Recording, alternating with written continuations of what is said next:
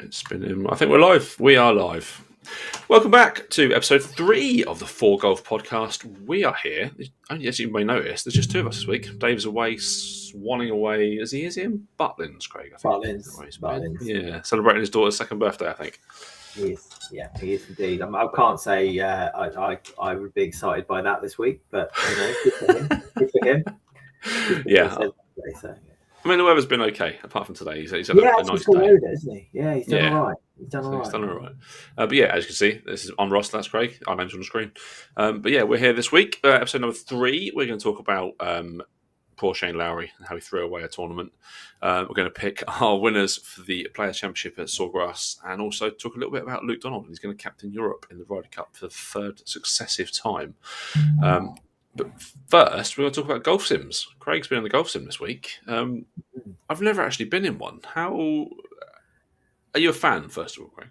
So yeah, I mean, I've done a fair amount this winter because it's been so wet. So I'm mixing it up between golf sims, but also top tracer / trackman type ranges as well. So just with the idea of trying to play competitively within myself, and actually rather than just going up to a driving range or just kind of smashing the driver as hard as you can down the middle or right, as the case probably is. It's about just trying to play your way around a golf course. So there's a couple of things for me. I mean, we played. So I've got a bunch of mates that have kind of come along on this journey with me, and we started off with a couple of golf sims, and they were really, really good. We the one specifically we used was Kings 18, which is in East Grinstead. Hopefully they'll provide us some freebies at some point. Anyway. That'd be nice.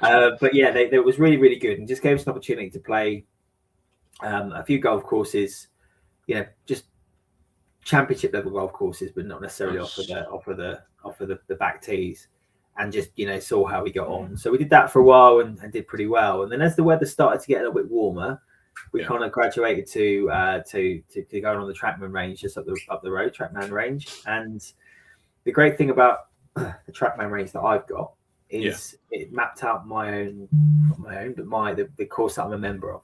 So actually this keeps me fresh in the hunt and thinking, right, when I can actually get out properly, then I can know how to play this. Especially now I've got them. We talked about it last week about my 7-wood. So yeah, it's been really good. But yesterday, I just found myself just leaving the driver in the bag and just trying to smash a 7-wood. Just trying to put it in position and seeing how well that did me instead. So it's just, I really enjoy it. There are parts of it I don't like. So for instance, the Trackman range, because it hasn't got anything behind you from a kind of a GPS perspective, you have to get the ball like 35 yards out into the range for it to pick up. Right. Okay. So what you're kind of relying on is you're not actually ever going to really test your short game.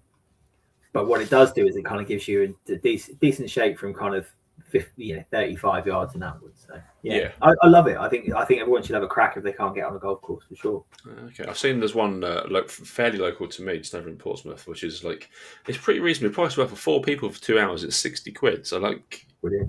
You can get a round of 18 in between 4 people on a sim, especially on a sim. Yeah, and I would recommend it. I mean, we got a couple of deals. So I think because for some reason it was there.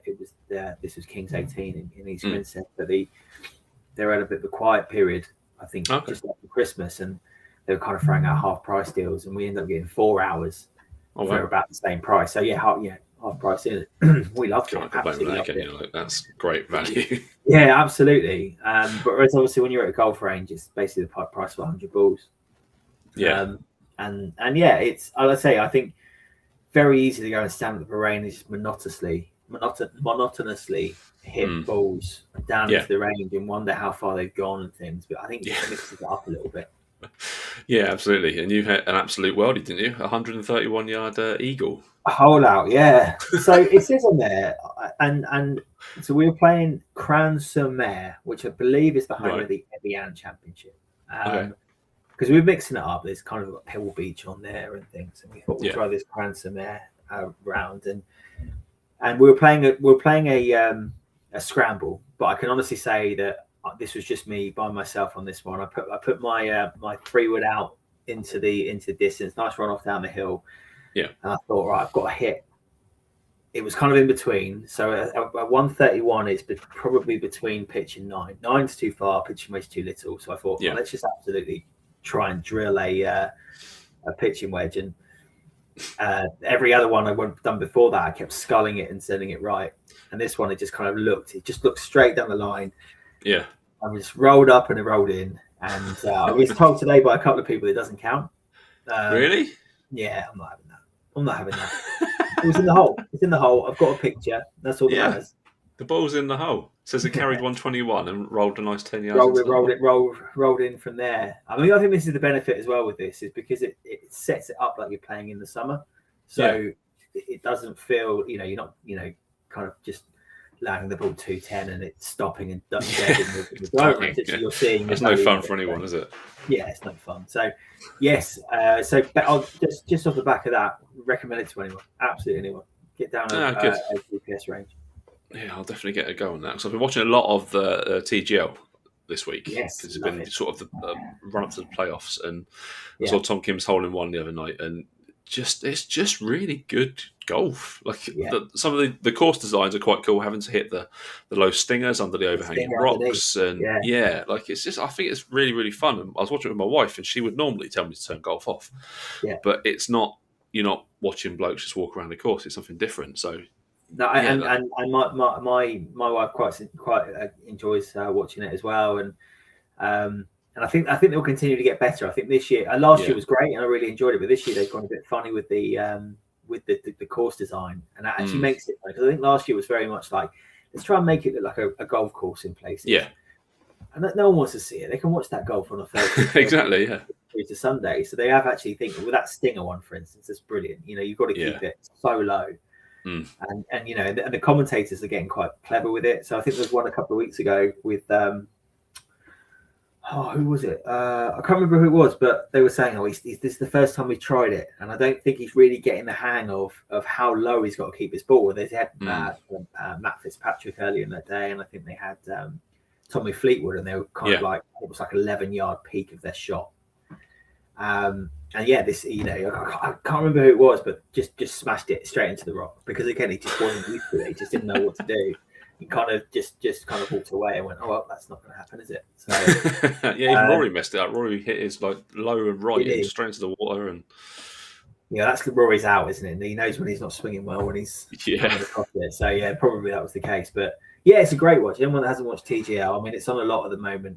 I think it was Monday, Tuesday, and Wednesday this week, wasn't it? Yeah, it was on every. Yeah, I watched it pretty much every day at the start of this week. They're almost in the playoffs now, aren't they? Well, I think because they're in Florida, aren't they? Basically for next. Yeah, it makes sense. They've been very clever how they've pulled it together. I think well worth a watch for anyone that hasn't seen it. Yeah, and much like Liv, you can back a team. Like your favorite golfer will be on a team somewhere. Yeah. It's just nice to have the little associations. Yeah, that's pretty good fun. Let's move on, shall we? Should we talk about Shane Lowry? Let's get it out of the way, because boy, oh boy, what it was all going so well for 4 3/4 rounds, and then those 2 holes. The 2 holes, and it absolutely went backwards. And I mean, I felt for you for one, to be fair. I mean, I did. We're competitive in this, and we'll get to that in a minute. But I feel for Shane, because again, Shane's one of those guys that I think you can feel his pain. Yeah. Again, the guy that you want to see. It's on his face, isn't it? It's just etched, isn't it? I felt nothing but awful for him. So, and I think this is it. Like, it gets in your head. We've seen it happen so many times before in bigger opportunities. You just see. You think Rory at the Masters 2010, obviously not quite a bigger stage, and Jean van der Velde, wasn't it? Yeah, water. Yeah, at the Open, and all of those things, they hit the UR. They just kind of get into that. I've got the yips. And I imagine if we probably had 10 minutes to step back and hit a couple of balls on the range, which of course he couldn't do, he'd be straight back into it. But it was just there. It was in his head, and he was gone. There is a graphic released, I think it's by the PGA Tour Twitter account, that the first hole, the water that you went into, no one had landed in that water the entire day. Everyone had landed safely on the green or just off on the fairway, and he is so far into the water that his little dot where his ball is barely visible in the picture. Crikey. And from that moment on, he just lost it, didn't he? It's just a nerves thing. And things with him, you can't exactly say that he's that kind of a player.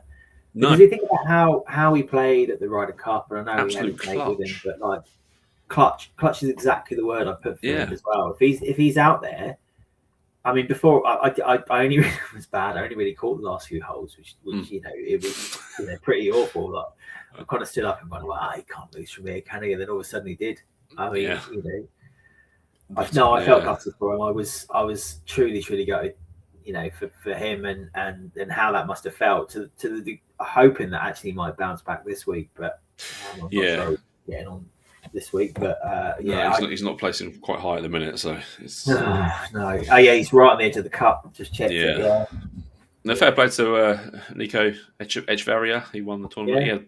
He had one bad round in the second round, but 63, 66, and 66. That's pretty consistent golf. Yeah, that's brilliant. So. It's great golf, and I think that's exactly it. But I mean, he's. I think it's one of those tournaments last week, really tough to pick from. Like people aren't necessarily playing that tournament; they're preparing for this swing. Yeah, the next few weeks. This is all now lead up to the Masters. So I think. It felt like a one that you were kind of plucking out of thin air of who would be the best player to do, and I would never have picked Echeverria. It wasn't ever in my thought process, and no, he did. From what I saw, he stayed the most calm out of anyone on the course, and fair play to him.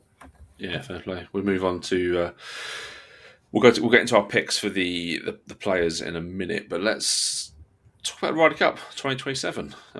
Luke Donald is confirmed as the European captain for the third time in a row, which is the first time since 91 to 95 when it was Bernard Gallagher was back-to-back captain. It's the right pick, isn't it? Like, why would you not?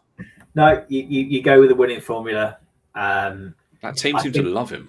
They do love him. And I think he's doing this the right way around as well. And I can't remember what 91 and 94 looked like, but But he's got it the right way around. He's got two European goes at it, and at the moment you look at it and think, I know it's 18 months away, but you'd fully back him to do it again, wouldn't you? I think he's got the formula, he's got the players, and he clearly does something right. I was watching a video today of Kevin Kisner talking about how well prepared that team were. Yeah, to the degree when they had the rain that came in on the first day and obviously soaked Bethpage. He basically he just told his players just to drill it into the rough because he knew that if it was in the fairway, it was going to generate so much spin. I think it was the second where the pin was so much higher, you had to get it right to the back to spin it back. But by putting the ball into the rough, they're like, right, we don't have to generate as much spin here. And I think Kiz was one of the vice captains. He was saying, and he was with that team, and he saw Tommy Fleetwood just drill it into the rough, and he walked down there and got on the mic and basically just said, "We're screwed." From that moment on, they just knew that they were so much more prepared, and I think that comes from the captain. Like absolutely, he's that guy that will prepare a team, and he did it so well, so well. He was one of my favourite players when he was playing, and he's just translated that into being the captain. It's great. America, on the other hand, they've offered it to Tiger, which obviously he's going to do a home one. I think I've had this chat with Dave before. I think he won't do an away one. No, because why would you? Like he's not going to win it, are you really? You want all of the advantage that you could get, especially being the legend that Tiger is, and I don't blame him for turning it down. But no, who else would it be? Who else would you go for? I don't know, because Bradley didn't shower himself in glory, did he? Yeah. I mean, maybe from the American side he did, because he was so Team America, like he's fully on board. He started off so well with his attitude, and he was playing so well. I think the first mistake that he made was not picking himself.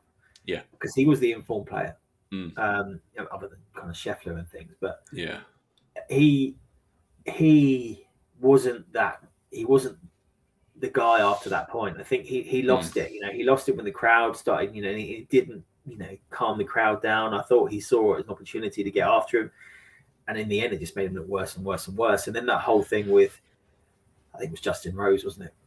I think at the end of the singles, with some of the decisions they were making about drops and stuff, it's a legacy of a player as a Ryder Cup captain that is. It's not going to go down. Yeah. Not going to go down well. He's going to be regarded, unfortunately, as one of the least favourite ones ever, and he certainly, I don't think, get asked back. And considering he's quite a young lad in captaincy terms, probably a bit harsh. But just looking at the odds here, and I see. So obviously Woods is favourite because it's Woods. I think that's more like we're going back to the days of anything that Tiger's involved in. We're going to give him decent odds. Yes, yeah. Jim Furyk is the one looking like next best, and yeah, I think that's interesting. Not a bad shout. Yeah, that's interesting. I'd like to see that come about. Some of the other names on the list are Gary Woodland, which I think you can get the. That'll be a nice story for him, given all of his health concerns. Davis Love, Zach Johnson, he's done it before. I think these are more outsiders, but I think Jim Furyk might be a good pick. Yeah, it's almost as if you don't want someone that's going to. You obviously want someone that's going to try and win it for you, but if you've got Tiger in mind for the next one, 2029, then you're thinking it's back in America. Tiger's going to be the captain. Can you really replace a winning captain if they win in Europe? It's a tricky thing to do, really, I think. I don't think there are anyone else to pick. I'm just looking at the ones that have done before. And I think I would say Jim Furyk was 2018. Zach Johnson and Keegan Bradley was both so bad. Yeah. And you think Mickelson's obviously dead to them. That's not going to happen, is it? I can't genuinely think of anyone that's screaming out other than Tiger Woods, but it just won't happen. So it'd be interesting to see what comes about there. Yeah, we shall see. We'll keep our eye on that. We should keep our eye on that, definitely. Next up, though, we've got the Players' Championship, TPC Sawgrass, one of the most beautiful courses in the world. It's a next strong weekend, field. Yeah, so it kicks off on the 12th? I think 12th or the 15th.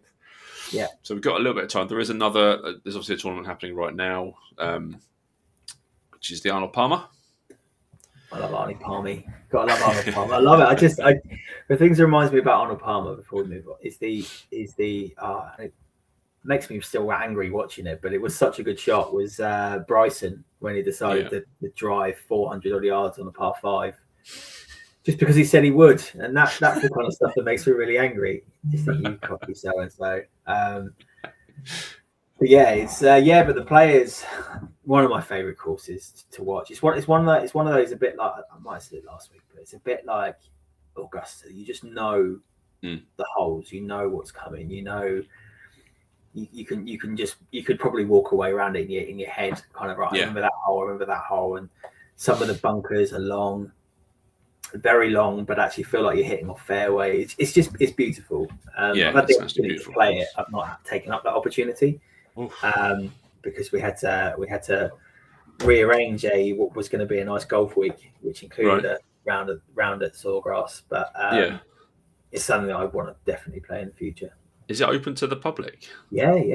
So if you go onto any golf break company, they can offer it up. So this was a few years back now, 2 or 3 years ago.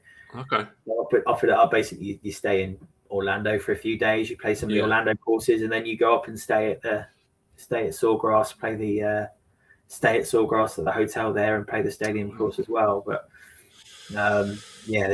it is very playable. Whether it is the perfect green colour that it is now, because I think at the end of the summer it's scored.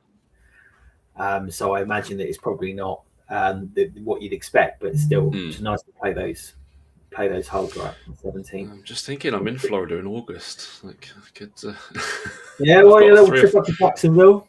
I've got 3 or 4 golf days booked in. I don't want to just keep all the Disney ones, so why not? Like, I'm definitely going to have a look at that.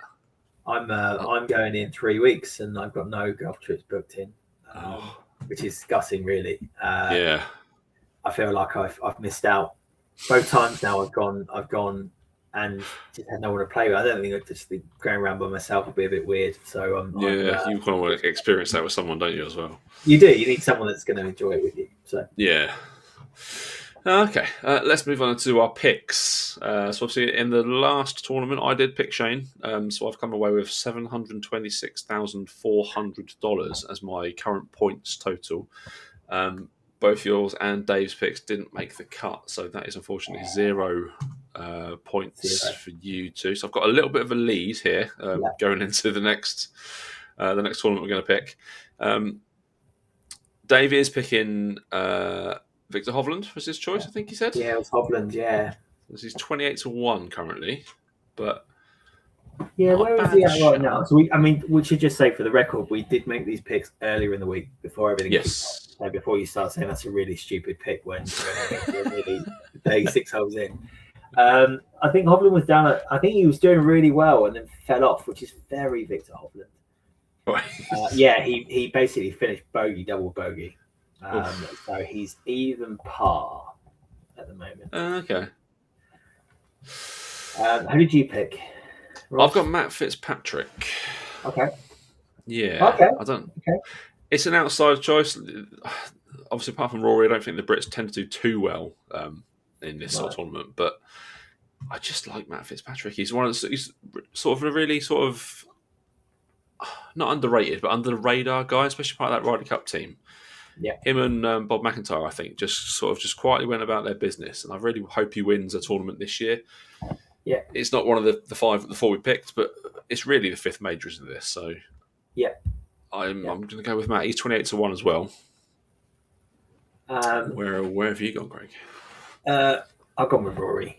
I think what I've got to pick here is the sensible stuff, which is if I'm going to pick Rory at some point, bearing in mind with this we only get one pick. Yes, so Rory is now unusable for you for the rest of the year, and that's fine because I think this is where the money is in this stretch. Here, this is it. The money is. I mean, I could pick him for a major, but I can't remember if I did pick him for a major.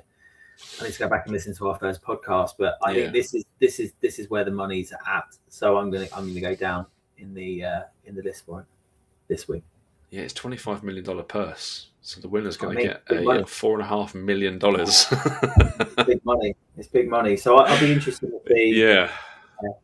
How he gets on. But we'll have to see how that goes. But we've got some catching up to do.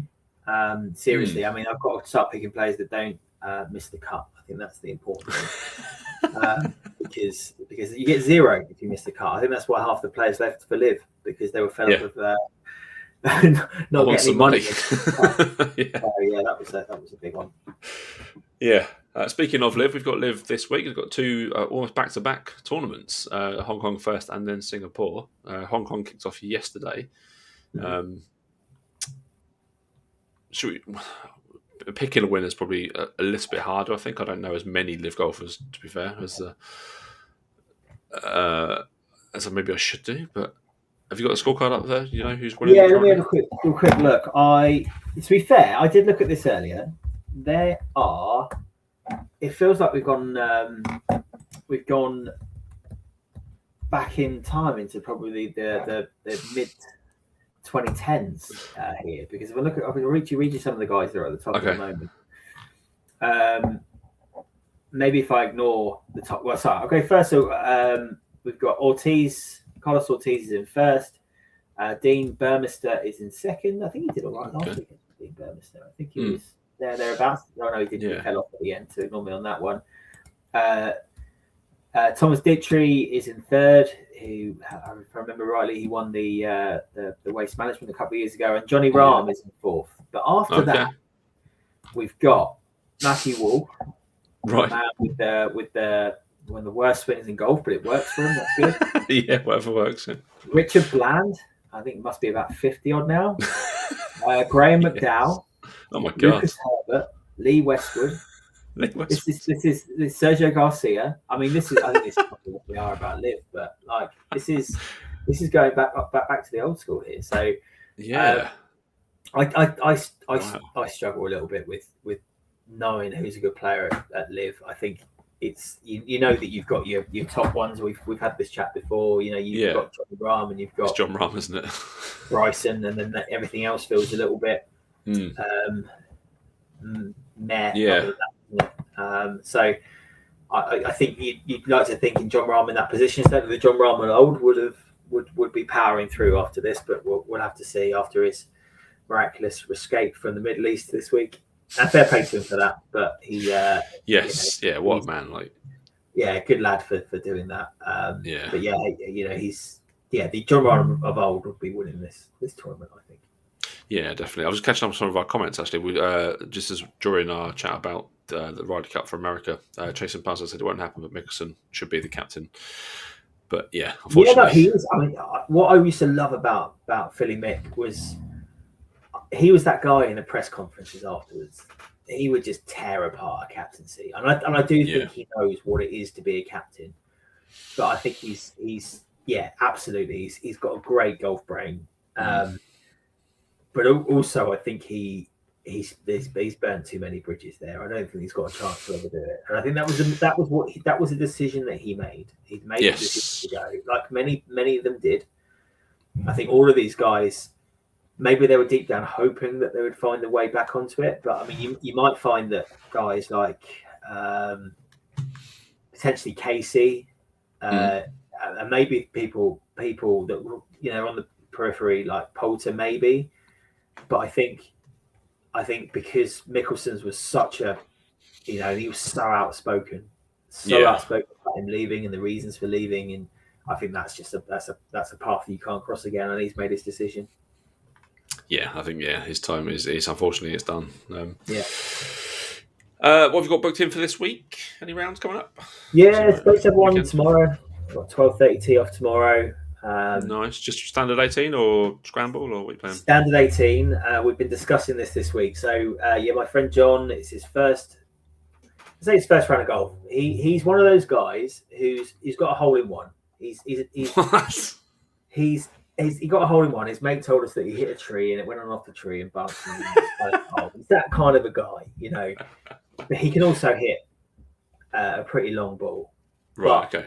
So this is his first round with us, and we've been trying to talk to him this week. I've said many times, I play at Slimfold. Slimfold is very much dogleg city. You've got to be in play off the tee. I don't think John knows anything other than smashing it 250 yards. That's his game. He just wants to just gun it down there, and we take the mickey and say, if you're stood on the first with a driver in your hand, you're taking the wrong club. If you're on three with a driver in the hand, you're taking the wrong club. And he's like, nah, ignore it. So I know he's nervous about it. Right. I'm sure he'll be watching or listening at some point, and maybe we can talk about this retrospectively. But we're just trying to make a thing about just trying to get him onto a golf course, because on this radar, the range and he's been awful at just trying to smash it as hard as he can, and he has smashed it far. Don't get me wrong, but at the same time, I want a leveler here, which is a muddy golf course where the ball isn't perfectly flat, and then let's see what happens. Yeah, we've all done it. We all stand on that first tee, or at some point during the course, and you think, right, let's just take the driver out and just see how far we can hit this, and then we'll deal with the consequences when we get to them. That's it, and this isn't a course for that. So yeah, I'm looking forward to it. Hopefully, I mean, it would have been nice if the weather had held off. For anyone that's watching, it's been a bit wet here today. This week's been beautiful weather, but unfortunately, it's just the day before. So unfortunately, it's a carry day tomorrow. So I've got the carry bag out, but looking forward to it. Have you got any golf plan, mate? Well, I want to try and I've looked at my tee times on my local course, which I can literally walk to, and it's 6:30, 6:45, 7 a.m, or then nothing until the afternoon. It's, oh God, it's my first day off this week. Can I get out at 6:30? Yeah, but look, let's put it in positive terms. I know it might be tricky this weekend, but we are 4 weeks away from an extra hour, and that makes all the difference. I was thinking that right now from work the other day. It's like, it was 4:30 and it was still light and it was lovely and sunny. I thought, oh God, I just need an extra hour, and I can go and get at least 9 holes in. And that's it. Get 9 holes in. I mean, the big thing as well, we've had months now. You barely got 20 tee times available, and those just taken up by competitions or people that have members that have booked 3 weeks out, and you're just not going to get the opportunity to do. Whereas now, you're into when the clocks obviously go forward, you can start teeing off at 3 o'clock in the afternoon and getting a full round in, and that's where it's at for me. That's when it feels like we're in play. Unfortunately, that time is when I'm going on holiday. I'm going to miss a little bit of spring golf, but We'll hopefully get something in though, because that's the whole point. This is what we do this for. That's why we talk about this, isn't it? Yeah, exactly. Yeah, those after work rounds are special. I feel they just hit differently, don't they? Like you've had a long day at work, but all that suddenly just eases away when you're stood in that first tee. You think, right, yeah, this is good. This is what I work for. Some of the best rounds I had last year were teeing off at 5:30 with just having a buggy, jumping around in 3.5 hours with the lads, and then go and have a beer on the terrace, and that's where exactly where it's at, and that begins in April, May time. So we're nearly there. We're so close. Yeah, we're so close. Just get through Easter and we're there. There we go. Pretty much that's it, really. A little short one this week. Dave is watching. He's in the chat. There he is. He says hi. Right. But yeah, Dave will be back next week. We'll be back as well next week. But you can find us on our social media pages, which, let me put the banner up. Anyone who hasn't seen it, there it is. We're Forecast Golf Pod on pretty much everything. Find us there. You can find us on our private ones, which is there on screen as well. Getting slick at this now.